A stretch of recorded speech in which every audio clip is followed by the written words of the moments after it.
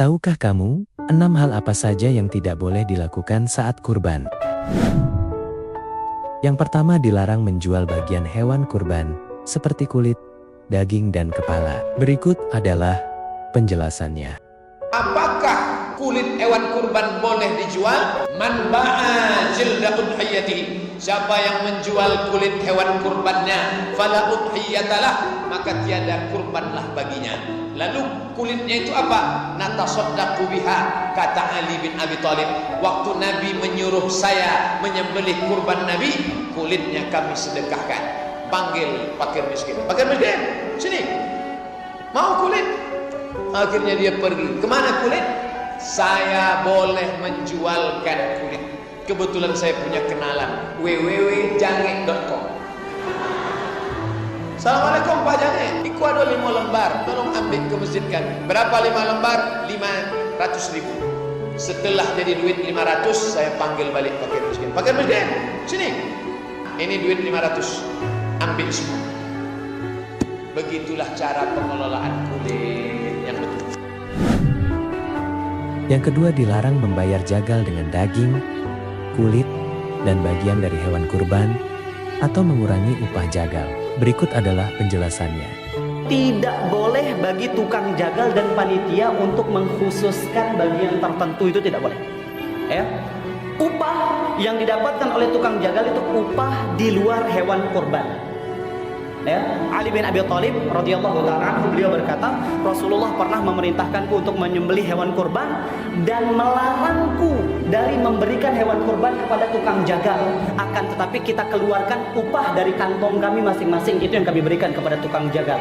Ini kata Ali bin Abi Thalib dalam hadis yang sahih. Jadi tukang jagal ini antum kasih upah, ya. Misalnya 1 juta, dia mau silahkan kasih 1 juta. Kalaupun nanti dia dapat jatah daging, maka jatah imam karena dia fakir miskin, atau karena hadiah yang antum berikan, atau jatah karena dia masyarakat umum gitu loh. Tapi jangan sampai daging tersebut mengurangi upahnya.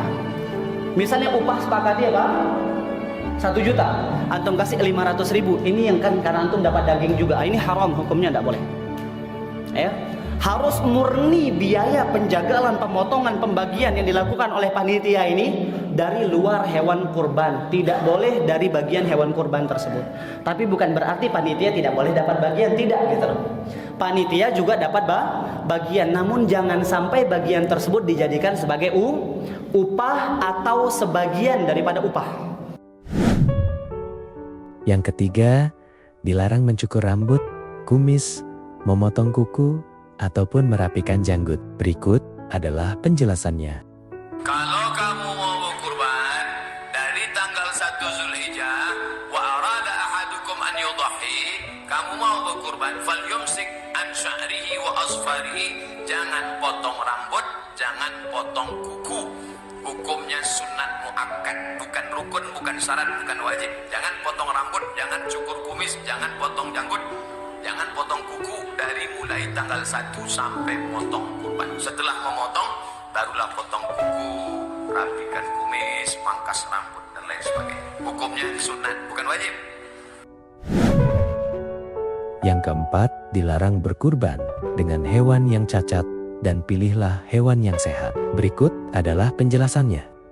Bagi bapak-bapak yang ingin berkurban, perhatikan apakah hewan kita ada cacat atau tidak. Kalau ada cacat, lihat apakah cacatnya menjadikan kurban kita tidak sah atau hanya sekedar pada level apa? Makruh saja. Yang pertama adalah buta sebelah dan kebutaannya sangat jelas. Jika butanya belum jelas, ya, atau orang-orang yang melihatnya menilai ini belum buta, maka ini masih boleh dikurbankan. Tapi kalau butanya betul-betul jelas, maka ini menjadikan kurban kita tidak sah. Yang kedua adalah sakit pada hewan kurban kita dan betul-betul sakitnya sangat jelas. Ini juga menjadikan hewan kurban kita tidak sah.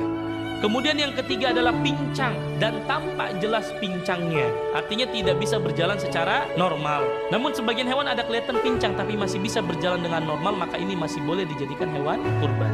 Kemudian yang keempat, hewannya sangat tua, sampai-sampai giginya copot semua misalkan. Ini terlalu tua. Nah, ini juga menjadikan hewan kurban kita tidak sah untuk dikurbankan. Yang kelima, jika kurban dilakukan karena ria, ingin dipuji, atau pamer kekayaan, maka pahala ibadahnya bisa hilang. Tercantum dalam Quran surah Al-Hajj ayat 37. Daging hewan kurban dan darahnya itu sekali-kali tidak akan sampai kepada Allah. Tetapi yang sampai kepadanya adalah ketakwaanmu. Demikianlah Dia menundukkannya untukmu, agar kamu mengagungkan Allah atas petunjuk yang Dia berikan kepadamu. Berilah kabar gembira kepada orang-orang yang muhsin.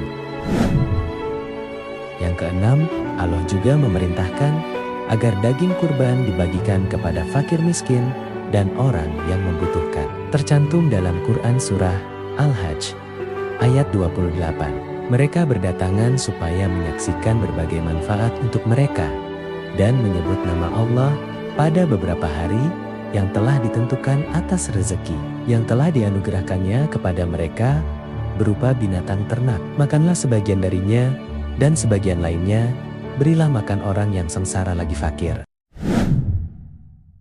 Itulah 6 hal yang dilarang atau tidak diperbolehkan saat berkurban.